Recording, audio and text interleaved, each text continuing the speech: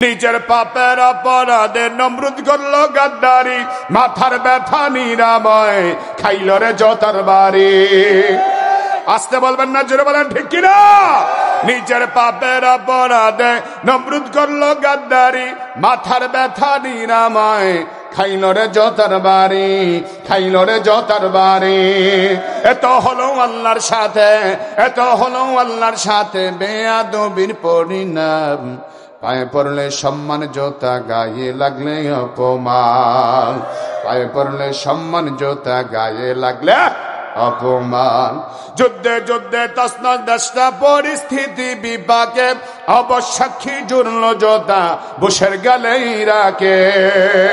এত হলো মুসলমানের, এত হলো ইমানদারের বদদোয়ানি পরিণাম। পায়ে পড়লে সম্মান জোতা, গায়ে লাগলে অপমান। পায়ে পড়লে সম্মান জোতা, গায়ে লাগলে অপমান। ঠিক কিনা? আল্লাহ ডাক দেখায় বেঈমানদারে, তাকায় দেখ আমি আল্লাহ তাআলার ক্ষমতা এমন, আমি আল্লাহর ক্ষমতা এমন, আমি আল্লাহ ধরি না, ধরলে আমি আল্লাহ বান্দারে ছাড়ি না। আল্লাহ কয় দুনিয়ার মানুষরা তোমরা তাকায় দেখো, বাংলাদেশের প্রধানমন্ত্রী দীর্ঘ 16 বছর পর্যন্ত রাষ্ট্র পরিচালনা করলো, কিন্তু আমার বন্ধু আমরা দেখতে পেলাম দুপুরের জন্য রান্না বান্নাও করছি। আল্লাহ কয় তোর কপালে খাবার নাই, তুই খাবি দাদা বাবুর কাছে গিয়া, তোর খাবার ছাত্ররা বাগ বাটোয়ারা করে খাবে। ঠিক কিনা? অহংকার কখনো ভালো ফল আনতে পারে? সেই জন্য ইসলামকে যারা দমন করতে চাইবে তারা পারবে না, পারবে না, পারবে না। কারণ আমার বন্ধু আল্লাহ তাআলা বলে দিয়েছেন, আমার সিদ্ধান্ত হলো ইসলামের বাতি গোটা দুনিয়ায় ছড়িয়ে দেওয়া।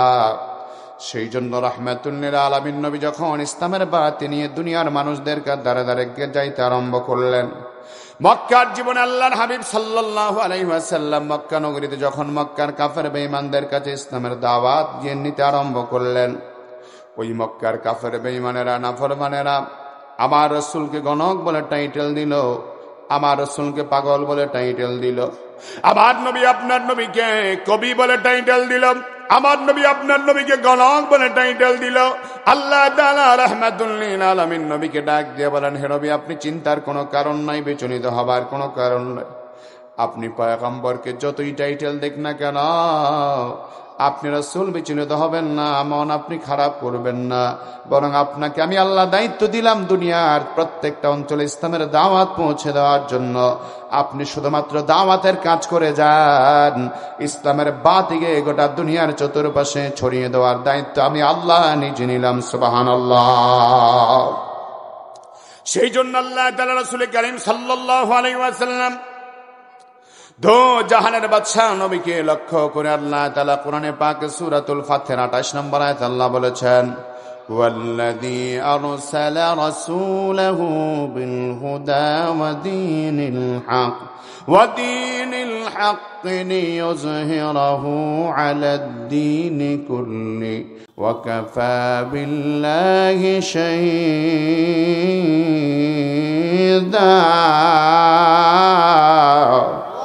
আল্লাহ বলেন, নবী মুহাম্মদ সাল্লাল্লাহু আলাইহি ওয়াসাল্লাম, আমি আল্লাহ তাআলা আপনার এমন রব, এমন এক রব আমি আল্লাহ তাআলা, আল্লাযী আরসালা রাসূলাহু বিল হুদা ওয়া দীনিল হক, আল্লাহ তাআলা আপনি রাসূলকে পাঠিয়ে দিলাম সত্য দিন সহকারে, দিন সহকারে আমি আল্লাহ পাঠাইলাম। হেদায়েতের আলোক বর্তিকা নিয়ে পাঠাইলাম, হেদায়েত নিয়ে পাঠাইলাম, এবং সত্য দিন সহকারে আমি আল্লাহ আপনাকে পাঠিয়ে দিলাম। লিইয়ুযহিরাহু আলাদ দীনি কুল্লি, সারা দুনিয়ায় দিনকে প্রতিষ্ঠিত করার জন্য। আল্লাহ বলেন, ওয়া কাফা বিল্লাহি শাহীদা, আপনি রাসূল দিনের দাওয়াত সারা দুনিয়ায় ছড়ায় দিতে পারলেন কিনা, এই ব্যাপারে আমি আল্লাহ তাআলা কাউকে সাক্ষী দাতা বানাবো না, আমি আল্লাহ নিজে আপনার ব্যাপারে সাক্ষী দাতা হয়ে যাব। সুবহানাল্লাহ। রাহমাতুল লিল আলামিন নবী দিনের দাওয়াতের জন্য দাঁড়ে দাঁড়ে গেলেন, মানুষের দুয়ারে দুয়ারে আল্লাহর নবী গেলেন, মানুষের বাড়ি বাড়ি গেলেন, মানুষের দরবারে দরবারে আল্লাহর নবী গেলেন। কিন্তু আমার রাসূলকে সবাই তাড়ায় দিল। বরং আমার নবী যখন ইসলামের পক্ষে কথা বলতে আরম্ভ করলেন, দিনের দাওয়াত নিয়ে কথা বললেন, আমার নবীর উপর এত অত্যাচার, এত নির্যাতন, স্টিমরোলার বেঈমানরা চালাতে আরম্ভ করলো। রাহমাতুল লিল আলামিন নবী এমন এক নবী, এমন এক নবী যেই নবীর উপরে বেঈমানরা এমন অত্যাচার চালায়, এমন নির্যাতন চালায়, আমার নবী আপনার নবী মক্কা নগরীতে খানায় কাবার সামনে গিয়ে আল্লাহ দাওয়াত দেওয়ার কারণে বহুবার আমার নবীর অপমান করেছে, লাঞ্ছিত করেছে, অনেকবার আমার রাসূলের উপর অত্যাচার করেছে। তায়েফের জমিনে নবী গেলেন, সেখানেও নির্যাতিত হলেন, নিপীড়িত হলেন। এভাবে আল্লাহ নবী তায়েফ থেকে ফিরে আসার পরে তাকায় দেখলেন মক্কা নগরীর অবস্থা ভালো না। এই মক্কা নগরীতে ইসলামের দাওয়াত দিতে গেলে, কোরআনের কথা বলতে গেলে আমার সাহাবায়ে কেরাম নির্যাতিত হবেন, নিপীড়িত হবেন, অত্যাচারিত হবেন। সেই জন্য নবীজি সাহাবায়ে কেরামদের একটা দলকে বললেন, আমার সাহাবীরা রে, ইসলামের জন্য মক্কা নগরীতে আমরা হয়তো থেকে আর দিনকে পালন করতে পারবো না। আমাদের জন্য সময় এসেছে, আমরা দিনকে পালন করার জন্য হয়তো মক্কা ছেড়ে চলে যেতে হবে। সাহাবায়ে কেরামদের একটা দলকে আল্লাহ নবী তৈরি করলেন, যেই দলের নেতৃত্বে ছিলেন হযরতে জাফর ইবনে আবি তালেব রাদিয়াল্লাহু তাআলা আনহু। নবী আমার জাফরকে ডেকে বললেন, রে জাফর, হয়তো মক্কা নগরীতে আর বেশি দিন থাকতে পারবে না। জাফর, মক্কা নগরীতে বেঈমানরা আমাদেরকে আর বেশি দিন আরামে থাকতে দিবে না। সুতরাং মক্কা ছেড়ে তোমরা আমার কয়েকজন গরিব গরিব সাহাবায়ে কেরামদের কিনে হিজরতের পথ আরম্ভ করো। আল্লাহর মেহেরবানিতে হিজরতের পথ ধরলেন সাহাবায়ে কেরাম। আল্লাহর নবীর অনুমতি পায়া 40 জন সাহাবায়ে কেরামের একটা বিশাল দল যখন হিজরতের পথে রওনা করলো, যেই দেশের জন্য রাসূলুল্লাহর পক্ষ থেকে প্রথম হিজরতের অনুমতি পাইলেন, সেই জায়গাটা হলো বর্তমানের সিরিয়া, আবিসিনিয়া ছিল। আলহামদুলিল্লাহ, আপনারা সবাই জানতে পেরেছেন আমার বন্ধু, আবিসিনিয়া সিরিয়ার জমিনে এখন ইসলামের পতাকা পথ করে উঠছে। ওই জালেম বেঈমানকে সরায়া দিয়া এখন আবিসিনিয়ার মধ্যে সিরিয়ার জমিনে ইসলামের পতাকা উত্তীর্ণ হলো, কালিমার পতাকা উত্তীর্ণ হলো। আমরা আশা করব ইনশাআল্লাহ বিজয়টা এভাবেই শুরু হয়েছে। আগামী দিনের টার্গেট হবে গজওয়াতুল হিন্দ, তারপরে টার্গেট হবে বন্ধ দাজ্জাল এবং ইহুদিবাদ খতম করে সারা দুনিয়ায় আল্লাহর রাজত্ব প্রতিষ্ঠা করা, ঠিক কিনা? সিরিয়ার জমিনে ইসলামের পতাকা ওড়ে, কালিমার পতাকা ওড়ে।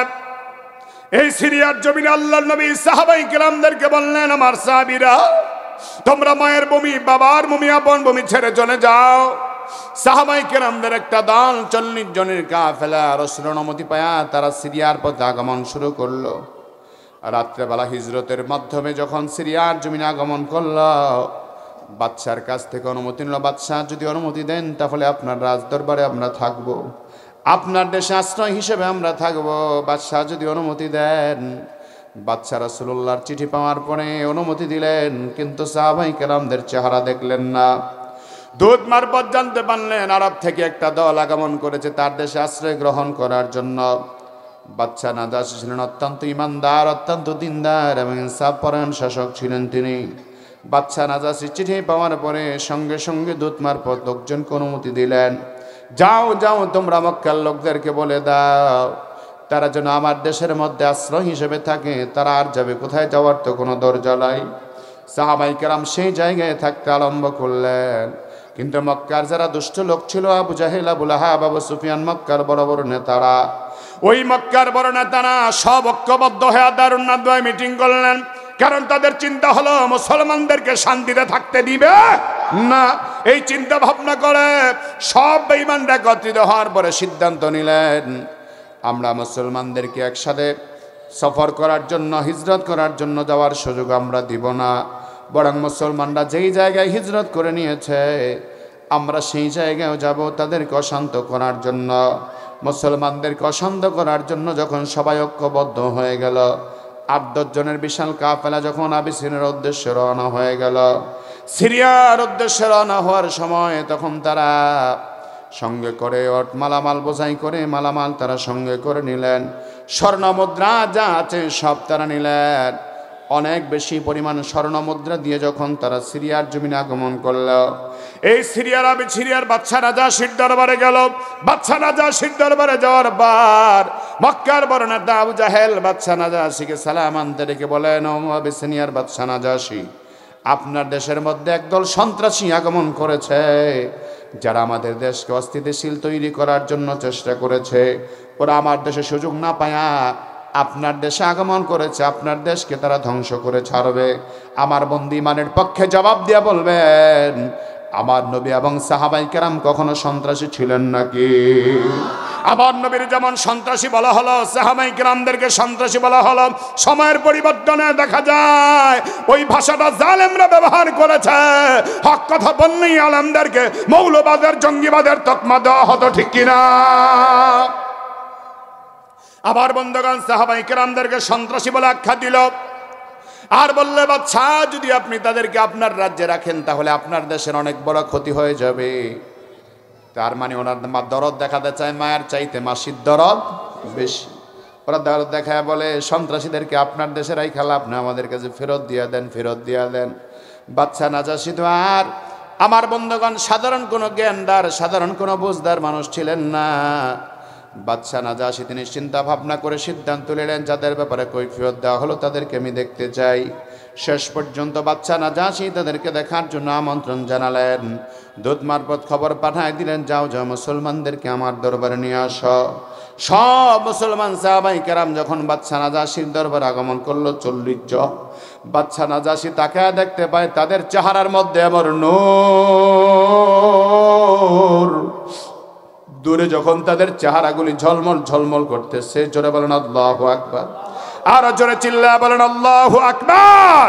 তাদের চেহারাগুলি নূরে ঝলমল করতেছে, মাথার মধ্যে পাগড়ি বাঁধা, গায়ের মধ্যে সুন্দর জুব্বা জামা, কারো পরনের কাপড়টা ছোট টাকনুর নিচের মধ্যে নাই। চমৎকার ভাবে তারা যখন রাজ দরবারে ঢুকলেন, বাদশা নাজাশী তাদেরকে জিজ্ঞেস করলেন, এই যে লোকেরা আসছে আরব থেকে, তাদেরকে তোমরা চেনো কিনা? হযরত জাফর বিন আবি তালেব কমান্ডার হিসাবে, সাহাবায়ে কেরামদের মধ্যে আমির হিসাবে তিনি সবাইকে ডেকে বললেন, তোমরা চুপ থাকো, বাদশার সাথে আমি একান্তে কথা বলি। বাদশা জিজ্ঞেস করলো, এই যে লোকেরা এসেছে তাদেরকে তোমরা চিনতে পারলা কিনা? জাফর ইবনে আবি তালেব তাদের চেহারা দেখেই ডাক দিয়ে কয়, বাদশা, এই বেঈমানদের চক্রান্তের কারণেই আমরা নিজের মাতৃভূমি ছেড়ে আপনার দেশে আশ্রয় গ্রহণ করেছি। এই বেঈমানটা আমার শান্তিতে থাকতে দেয় না। এই বাদশা, আমার নবীরও তারা শান্তি দেয় না, আমরা মুসলমানরা তাদের কারণেই শান্তিতে থাকতে পারলাম না। আসল সন্ত্রাসী হলো তারা, আসল সন্ত্রাসী হলো তারা, আলেমদেরকে জেলখানায় ঢুকাইছে যারা। জোরে বলুন ঠিক কিনা? আমার প্রিয় বন্ধুগণ, আমার প্রিয় ভাইয়ারা, যেই মাত্র বাদশা নাজাশীর দরবারে জাফর ইবনে আবি তালেব তাদের ব্যাপারে কথা বলতে আরম্ভ করলেন, বাদশা নাজাশী তখন ডাক দিয়ে বলেন, জাফর, ইসলামের ইতিহাসের বেনাটা আমার একটু শোনায়া দাও, ইসলামটা কেমন ধর্ম তুমি আমার একটু বুঝাও। তখন জাফর ইবনে আবি তালেব কুল হুয়াল্লাহু সূরা তেলাওয়াত করে বললেন, ইসলামের বাণী হলো কুল হুয়াল্লাহু আহাদ, আল্লাহ হলো কয়জন? সবাই বলেন, একসাথে বলেন, আমাদের আল্লাহ হলো একজন, আমাদের আল্লাহ হলো একজন। আমরা এক আল্লাহ ছাড়া কারো কদমে মাথা নত করতে পারি? জাফর বিন আবি তালেব যখন নাকি বাদশা নাজাশীকে ডাক দিয়ে বললেন, বাদশা জাহাপনা, আমাদের ইসলামের বেনা হলো এক আল্লাহ, আমাদের আল্লাহ একজন ছাড়া আমাদের আর কোনো মালিক নাই। যেই মাত্র বাদশাকে বললেন এক আল্লাহর ব্যাপারে, মুহাম্মদ সাল্লাল্লাহু আলাইহি সাল্লামের ব্যাপারে তথ্য নিলেন বাদশা নাজাশী। বাদশা নাজাশী বললেন, আমি তাওরাত কিতাব আমার জানা আছে, জবুর কিতাব আমার জানা আছে, সুতরাং তাওরাতের বর্ণনায় পেয়েছি মুহাম্মদুর রাসূলুল্লাহর বাবা হবেন আব্দুল্লাহ। বলে, হ্যাঁ বাদশা, ওনার বাবার নাম আব্দুল্লাহ, আমার নাম হলো আমিনা। যেই মাত্র খাপে খাপে মিলে গেল, পুরাপুরি তথ্যটা পুরাপুরি মিলে গেল। বাদশা নাজাশী আবার সর্বশেষ ইন্টারভিউ নেওয়ার জন্য সাহাবায়ে কেরামদেরকে ডাক দিয়ে বলেন, নবীর সাহাবীরা, তোমাদের কাছে আমি জানতে চাই, সেই নবীর উপর আল্লাহ তাআলা কোনো কিতাব দিয়েছে কিনা? বলে, হ্যাঁ, সেই নবীর উপর আল্লাহ একটা কিতাব দিয়েছে, যার নাম হলো কোরআন। এই কোরআন আল্লাহ দিয়েছে, কোরআনের জন্যই তো আমরা পাগল পানা, কোরআনের জন্যই তো আমরা পাগল পানা হলাম। বাদশা নাজাশী ডাক দিয়া বলেছে, কোরআন আল্লাহ পাঠায় দিয়েছেন মুহাম্মদ নবীর উপরে, আমি তোমাদের কাছে তোমাদের একজন আমার একটু কোরআনটা তেলাওয়াত শোনায়া দাও। ওই কোরআনের তেলাওয়াত কেমন, আমি একটু তেলাওয়াতের আওয়াজ শুনতে চাই। হযরতে জাফর বিন আবি তালেবের তেলাওয়াত অনেক সুন্দর ছিল, চমৎকার ছিল। জাফর ইবনে আবি তালেব কোরআনের সূরাতুল মারিয়াম তেলাওয়াত শুরু করলেন। সূরা মারিয়াম যখন তেলাওয়াত আরম্ভ করলেন, সাহাবায়ে কেরাম তাকে দেখতে পায় বাদশা নাজাশীর চোখ বেয়ে পানির ফোঁটাগুলি ঝর্ণার মতো ঝরে পড়ছে। কান্দে রে বাদশা, কাঁদে, বাদশার চোখের মধ্যে পানি। জাফর বিন আবি তালেব তাকে দেখে যতই তেলাওয়াত করে ততই বাদশা কাঁদে। জোরে কান আল্লাহু আকবার। জাফর বিন আবি তালেব তাকে দেখতে পাইলেন বাদশা নাজাশীর চোখ দিয়া পানির ফোঁটাগুলি ঝর্ণার মতো ঝরে পড়ছে। একটু পরে বাদশা নাজাশি আওয়াজ দিয়া কয়, জাফর রে, আর তেলাওয়াত লাগবে না, আর তেলাওয়াত লাগবে না। যেই তেলাওয়াত আমার শুনাইলা আমার দিল নরম হয়ে গেল, আমার মনের বুঝ আমি পাইলাম। সেই নবীর আমি তালাশ করতেছি জন্মের পর থেকে, বুঝ হওয়ার পর থেকে। সেই নবীর সন্ধান পাওয়ার জন্য বছরের পরে বছর আমি অপেক্ষা আছি। সেই নবীর খবর কখন আমার কাছে আসবে, আমার ভাগ্য কেমন আমি জানি না। যাবার সেই নবীর সাথে আমার মোলাকাত হয় কি হয় না আমি জানি না। তোমার হাত আমার দিকে বাড়ায় দাও, আমার হাতটা তোমার হাতের সাথে লাগা দাও। নবীর সাথে আমার ডাকা হয় কি হয় না তা আমি জানি না। আমারে তুমি তোমার পবিত্র জবান দিয়ে কালিমাটা পড়ায়া দাও, কালিমা পড়ায়া দাও। আমি নবীর সাথে দিদার হয় কি হয় না আমি জানি না, কিন্তু তুমি আমার কালিমাটা পড়ায়া দাও। জোরে কান আল্লাহু আকবার। আর জোরে চিল্লায় বলেন আল্লাহু আকবার। যেই মাত্র বাদশা নাজাশির কালিমা পড়ায় দিল, বাদশা নাজাশি মুসলমান হওয়ার পরে কাফের বেঈমানরা দেখলো উপায় নেই, অবস্থা ভালো না। মক্কার বড় বড় নেতারা যারা এসেছিল পিছনের দরজা দিয়ে তারা বের হতে আরম্ভ হয়ে গেল। বাদশা নাজাশি কালিমা পড়ল আর জাফরকে ডেকে বলে, আরে জাফর, রাহমাতুল লিল আলামিন নবীকে যদি আবার তোমার হায়াতে তুমি পাও, রাহমাতুল লিল আলামিন নবীকে আবার হৃদয়ের ভালোবাসার সালামটা দিয়ে দিবা। আর বলবা রহমতের নবী যেন কিয়ামতে আমারে বলে না যায়, রাহমাতুল লিল আলামিন নবী যেন আমার সুপারিশ করতে কিয়ামতে ভুলে না যায়। হাদিসে পাকের বর্ণনায় পাওয়া যায়, সাহসিয়ারের বর্ণনায় পাওয়া যায়, ইতিহাসের পাতায় পাতায় পাওয়া যায়। ওই বাদশা নাজাশি জীবনে মুসলমানদের জন্য অনেক বড় বড় উপকার করেছেন আমার বন্ধু। ওনার জীবনে অনেক বড় উপকার হলো, রাহমাতুল লিল আলামিন নবী যখন বিবাহ করেছেন আম্মা জান হযরতে উম্মে হাবিবা রাদিয়াল্লাহু তাআলা আনহাকে, তখন 4000 দিনার বাদশা নাজাশি রাসূলুল্লাহর পক্ষ থেকে মহরনা হিসেবে পরিশোধ করে দিয়েছিলেন। এই জন্য আল্লাহর হাবিব তার প্রতি এতটা দুর্বল ছিলেন। বাদশা নাজাশির হায়াতে রাহমাতুল লিল আলামিন নবীর দিদার হয় নাই, বাদশা নাজাশি রাসূলকে দেখতে পায় নাই। যদি আমার নবীকে দেখতে না পায়, যদি আমার নবীকে দেখতে না পায়, আপনি যদি নবীর জন্য পাগল হন, নবী কিন্তু আপনার সাথে দিদার করবে। আপনি যদি নবীর পাগল হন, আল্লাহ নবী কিন্তু আপনারে খুঁজবে। আপনার জন্য রাসূলুল্লাহ স্বপ্নে যোগে এসে আপনার সাথে দিদার করবে। বাদশা নাজাশি যদিও রাসূলকে দেখে নাই, কিন্তু রাসূল একদিন খবর পেয়ে গেলেন বাদশা নাজাশি ইন্তেকাল করেছে। সেই নবী রাহমাতুল লিল আলামিন নবী মদিনাতুল মুনাওয়ারায় সাহাবায়ে কেরামদেরকে বললেন, আমার সাহাবীরা আর দেরি করে লাভ নাই, আর দেরি করে লাভ নাই, কাতার বন্দী হয়ে যাও। সাহাবায়ে কেরাম বলে, নবীজি কাতার বন্দী হব, কেউ মারা গেল নাকি? সাহাবায়ে কেরামকে নবী ডাক দিয়ে বলেন, ও আমার সাহাবীরা, কেউ মারা গেল নাকি প্রশ্ন করার কোনো দরকার নাই।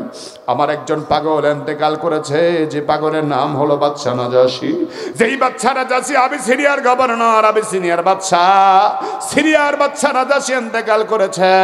রাহমাতুল লিল আলামিন নবী সাহাবায়ে কেরামদের সবার জন্য, কারো জন্য আল্লাহ নবী একা একা গায়েবানা জানাজার নামাজ আদায় করে নাই।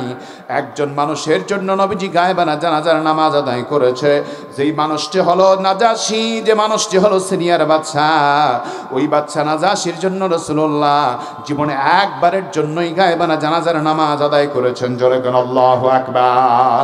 তার মানে আমার বন্ধুগণ, আমি আপনাদেরকে মেসেজ দিতে চাই, ভালোবাসা দিয়ে মেসেজ দিতে চাই, ইসলামকে কেউ বুলটপিটিত করতে পারবে না, ইসলামকে কেউ বুলণ্ঠিত করতে পারবে না, ইসলামের মর্যাদা কেউ ক্ষুণ্ণ করতে পারবে না। ইসলামের মর্যাদা ক্ষুণ্ণ করতে যারা চাইবে, ওদেরকে আল্লাহ দুনিয়া থেকে ধূলিসাৎ করে দিবে, ঠিক কিনা? সেই ইসলামকে রক্ষা করার জন্য আমরা রাজি আছি না নাই? কারা কারা রাজি? দু হাত তুলে আল্লাহরে দেখায়।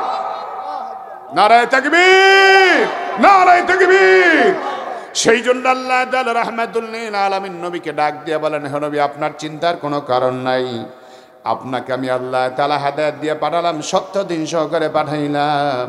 আপনি বলে গোটা দুনিয়ার মধ্যে ইসলামকে কায়েম করবেন, ইসলামের বাতি ছড়িয়ে দিবেন। সেই নবী কালিমার বাতি যখন ছড়িয়ে দিতে লাগলেন, ইসলামের বাতি যখন ছড়িয়ে দিতে লাগলো, একজন মানুষ যদি মুসলমান না হয়, রাহমাতুল লিল আলামিনের চেহারা মুবারক মলিন হয়ে যেত, কষ্ট পাইতেন আমার নবী। সেই নবী কষ্ট পাওয়ার কারণে আল্লাহ তাআলা কোরআনে কারিমের আয়াত নাজিল করে দিয়ে রাসূলকে সান্ত্বনা দিয়ে বললেন, ফালা আল্লাকা বাকিউন নাফসাকা আলা আথারিহিম ইল্লাম ইউমিনু বিহাদাল হাদিস আসাফা। ও নবী, আপনি কি আফসোস করতে করতে নিজের জীবনটা ধ্বংস করে দিবেন নাকি? আপনার আফসোসের কোনো কারণ নাই। যাদের কপালে হেদায়েত আছে ওদেরকে আমি আল্লাহ হেদায়েতটা দিয়ে দিব। সেই জন্য আমরা মুসলমান যারা এখানে আছি বন্ধু, আমাদের হায়াত আমরা জানি না রাহমাতুল লিল আলামিন নবীর দিদার স্বপ্ন যোগে হয় কি হয় না। আমরা তো এমন হতভাগা উম্মত, আমার নবীর সাথে বাস্তবিক আমাদের কোনো সাক্ষাৎ হলো না, কিন্তু রাসূলুল্লাহর প্রতি এমন ভালোবাসা, নবীকে যদি স্বপ্ন যোগে একদিনও দেখতাম তাহলে চক্ষুটা শীতল হতো। রাসূলকে যদি একদিন পাইতাম আমাদের মনের কথাগুলো রাসূলুল্লাহর কাছে বলতে পারতাম, কিন্তু রাসূলকে দেখি কি দেখি না তাও আমরা জানি না। আমার রাসূল যদি কিয়ামতের ময়দানে আমাদের জন্য সুপারিশ না করে আমাদের কোনো উপায় নাই। সেজন্য আল্লাহর নবীকে দেখা, রাসূলুল্লাহর সুপারিশ পাওয়া, আমার রাসূলের দিদার স্বপ্ন যুগে পাওয়ার মতো মানসিকতা আমাদের আছে না নাই? কার কার আছে দুইটা হাত তুলে আমার আল্লাহরে দেখান, আল্লাহকে ডাক দেয়া বলেন আল্লাহ। এইভাবে নয় মুখটা মলিন করে চেহারাটা কালো করে বলেন আল্লাহ। আর একটু মায়ার কণ্ঠে আল্লাহকে ডাক দেয়া বলেন আল্লাহ। ও দয়ার মানিক আল্লাহ, তাকে দেখো মাওলা সাহেবাবাদ ডিগ্রি কলেজ ময়দানে খেদমাতুল ইসলাম ফাউন্ডেশনের উদ্যোগে, আল খেদমা ফাউন্ডেশনের উদ্যোগে আয় আল্লাহ তাআলা মাহফিলের মধ্যে মাগরিবের নামাজের পরে তোমার নবীর আশিকদেরকে নিয়ে বসলাম মাওলা। ও আল্লাহ, রাসূলুল্লাহকে দেখা আয় আল্লাহ অনেক বড় স্পৃহা নিয়ে তোমার দরবারে হাত বাড়ালাম। আমরা তো এমন হতভাগা, কত কাফের তোমার রাসূলরে দেখলো, আমরা তো দেখলাম না। আবু জাহেল দেখলো, আমরা দেখি নাই।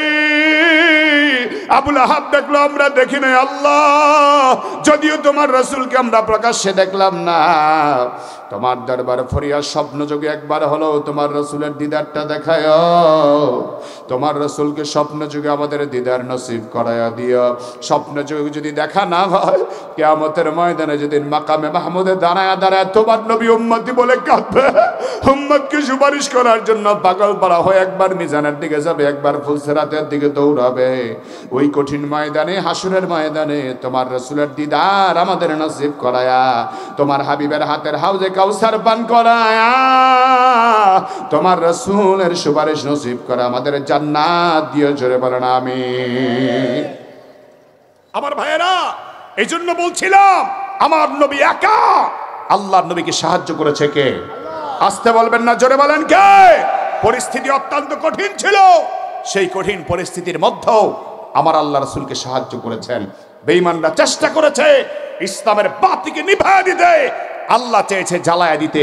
ইনশাআল্লাহ আগামীর পৃথিবী হবে কোরআন সুন্নাহর পৃথিবী। জোরে বলুন ঠিক কিনা? আপনাদেরকে সুসংবাদ শোনায় দেই, রাসূলুল্লাহ সাল্লাল্লাহু আলাইহি ওয়াসাল্লাম মদিনাতুল মুনাওয়ারা থেকে একদিন নাক দিয়ে শ্বাস নিচ্ছেন। শ্বাস কি নিচ্ছে? কষ্ট লাগতেছে নাকি আপনাদের? খারাপ লাগতেছে কথা? নবীজি শ্বাস নিচ্ছে। সাহাবাই কেরাম প্রশ্ন করলো, হুজুর আপনি এভাবে লম্বা লম্বা শ্বাস নিচ্ছেন কেন? রহমতের নবী বলছে, আমি পৃথিবীর পূর্ব প্রান্ত থেকে ইসলাম বিজয়ের সুসংবাদ পাচ্ছি। সুবহানাল্লাহ, জোরে কোন।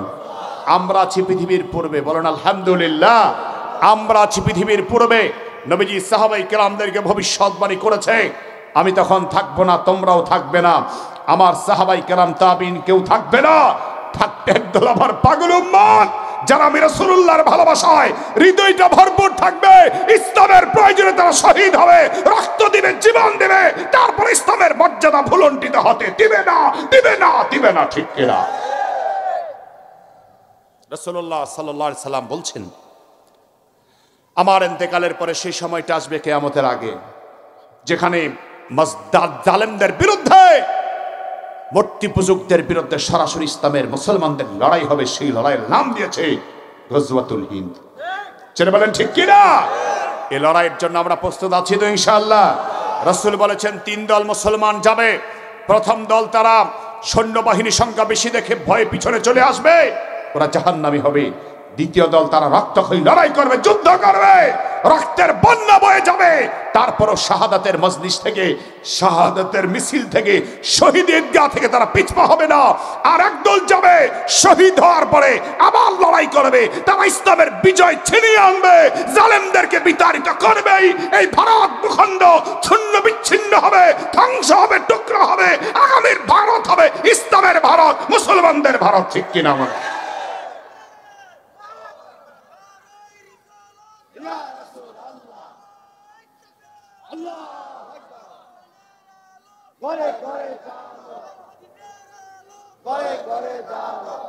আজকে মোদি আমগরে আলুর ভয় দেখায়, পেঁয়াজের ভয় দেখায়।